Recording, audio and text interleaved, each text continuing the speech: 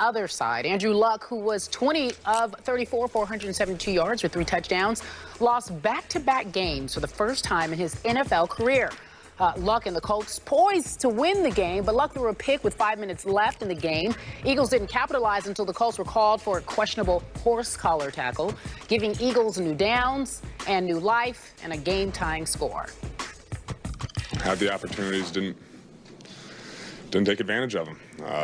When you're up on a good team, you better stay up, and you can't turn the ball over in the red zone when you can about to make it a 2-score game. It was stupid. It stinks. It's not good. And realize, it's not the end of the season by any means. And our minds are now, all right, on to the next one, whoever that is, and we know we've got to get in the win column and get moving in the right direction.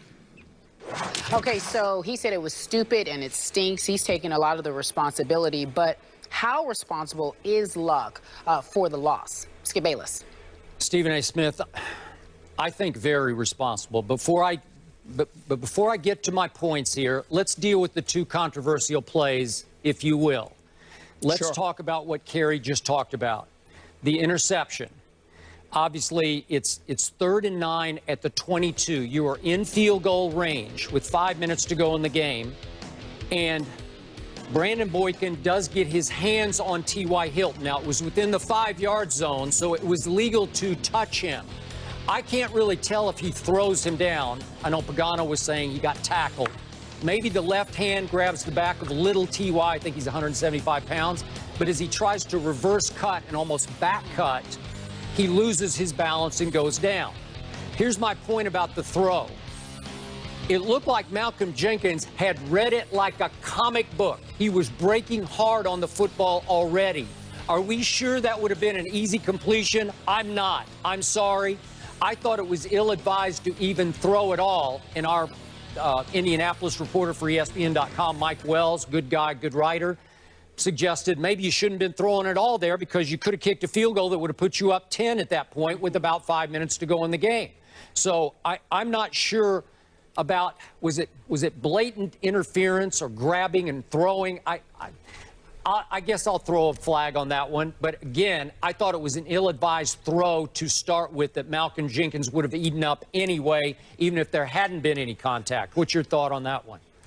Well, my thought on that one is that I believe that I don't think he would have been open, Skip. Yeah. But I think he would have been in the pathway of Malcolm Jenkins to prohibit the interception. Okay, that's fair. To deny the interception. So I'm thinking that, yeah, okay, it might have been an incomplete pass. It might have been no gain. It might have been something along those lines. What it would not have been in all likelihood is an interception giving the Philadelphia Eagles the ball in a position to tie the game. That's what it would not have been. Okay, all right, fine.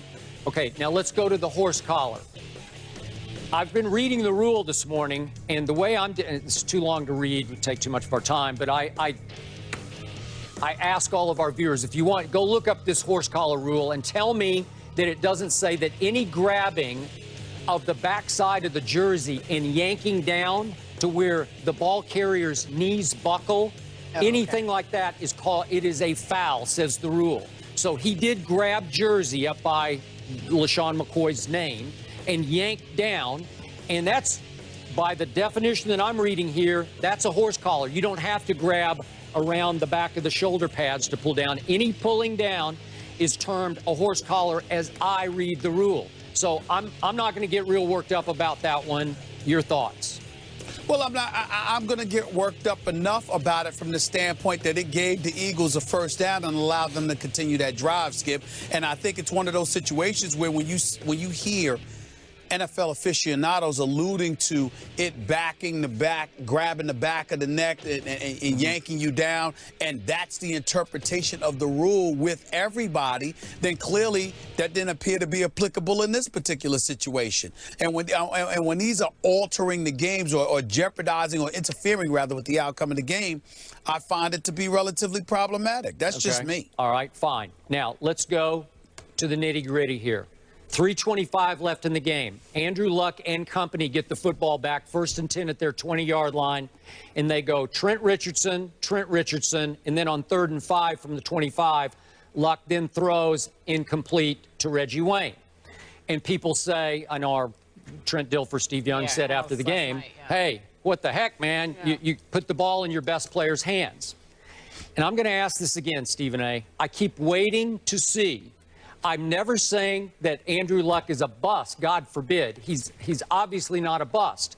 But the premature coronation of Andrew Luck continues to drive me nuts because I keep waiting for the breakout game, the signature game, the big stage, Monday Night Football game.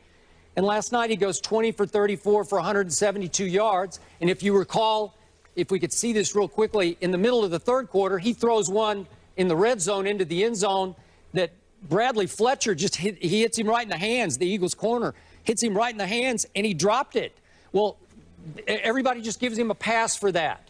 So we give him a pass for even last year, Stephen A. I keep bringing it up, but against Kansas City at home in a playoff game, Luck threw them into a very deep hole than he then threw them out of. But he threw 3 interceptions. And then at Foxborough in the next playoff game, he threw 4 interceptions.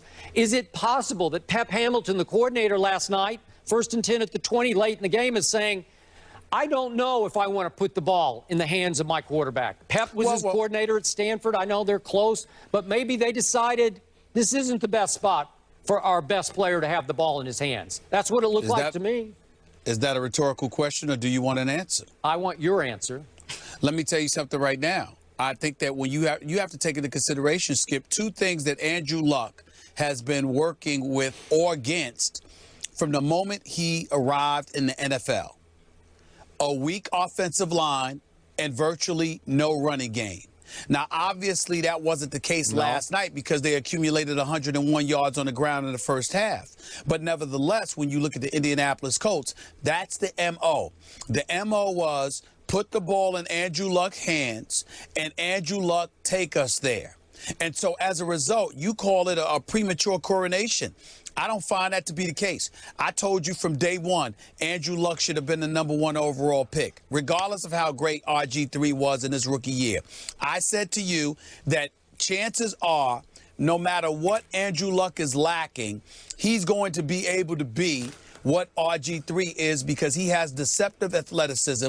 He can scramble out of the pocket, but he's got tree trunks for legs. He can stand in the pocket. He can make every throw. His IQ is off the charts. He has these abilities, and over the long haul, he's going to be more durable. If you go back to a couple of years ago, that's exactly what I talked about. I looked at RG3, even though his upside was greater. I talked about those slim legs. I talked about his relatively slim frame, and I said it's going to be a problem for him. You look at Andrew Luck in Indy, you have no offensive line.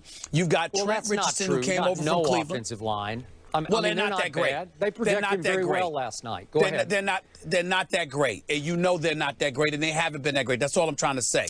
But my point is that because protection has been a constant issue with Andrew Luck, and you combine that with people being able to stack the line of scrimmage because they know they have no running game whatsoever, then you've got a big-time problem. He's been dealing with that. And as a result, they've gone to the playoffs twice with an 11-4 record, 11-5 record. I'm just looking at Andrew Luck, and I'm saying, you're Pep Hamilton. I understand that last night was an aberration, particularly in the first half. But when money time arrives, I listened to Chris Carter, who agreed with you, Skip. I listened to Matt Golick, who agreed with you, Skip. I respectfully disagree with all 3 of y'all, and I'm rolling with Trent Dilfer when he says after the game last night, this is your best player. This is the star of the team. This is your quarterback. You are driving. You tied 27-27. This is your time. Take us there. That's how I look at it. I'm going down with my best. I'm not handing the ball to Trent Richardson or Ahmad Bradshaw over giving the ball to Andrew Luck. I'm not doing that. That's just me. Okay, big picture again. I keep hearing that Andrew Luck is going to win Super Bowls, plural. He's a lock, first ballot Hall of Famer. And now we're in year 3, and I'm saying, just show me a little more, a little more. But then, hold on. I can't see it. That is so incredibly unfair to Andrew Luck. Here's why, Skip. Incredibly unfair. The point, yeah, it is. All he because gets listen, is a pass.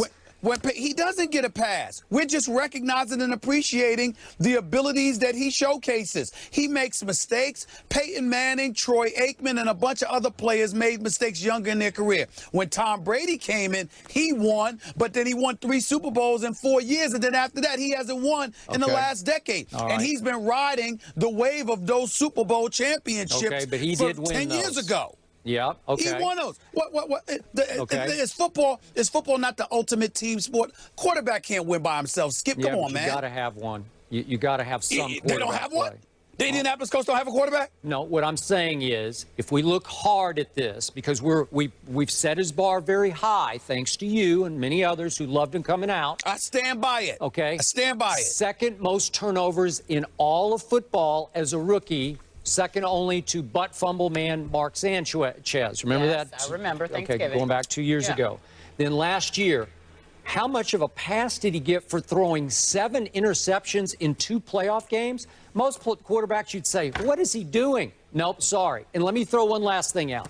Another reason I feel like he gets a pass, I hear this over and over again. The NFL needs more Andrew Lucks right now.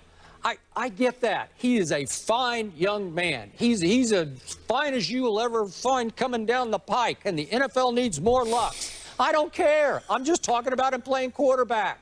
I give you the off the field. I'm talking only about on the field.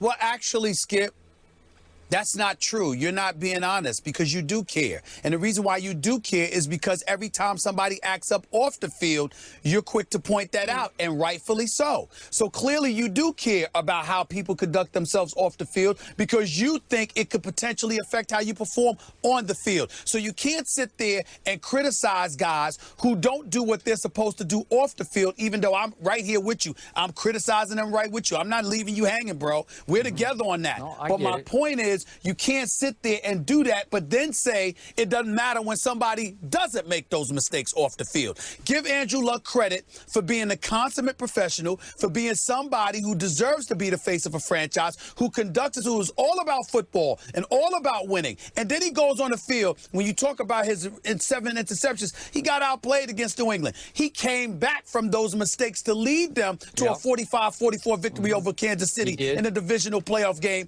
He's gone to 2 consecutive postseason appearances, 11-5 record. This is his 3rd year in the NFL with a suspect offensive line, with a suspect running game, with an entirely new system, with all the stuff going on with the owner and his problems and everything else. This dude goes out there and, by and large, performs. I love Andrew Luck. To me, he is going to be big time. He's not there yet, but he is on his way, and I will take the bad with the good because the good far outweighs the bad. Okay. He is worthy of being the #1 overall pick, and he's worthy of the acclaim he gets. I like Andrew Luck. Can't go to love just yet. I love him. But I'm just, my point to you about the off the field is that to a point, I believe he's getting a little bit of a pass because he's such a good guy. young man. Yeah, perhaps. No. Okay. We leave it there, guys. The question was, how much responsibility for the loss should Andrew Luck take? Chuck Pagano, head coach, says it's a shared responsibility. Mad about the pick that Luck threw, but also said he was upset at Richardson's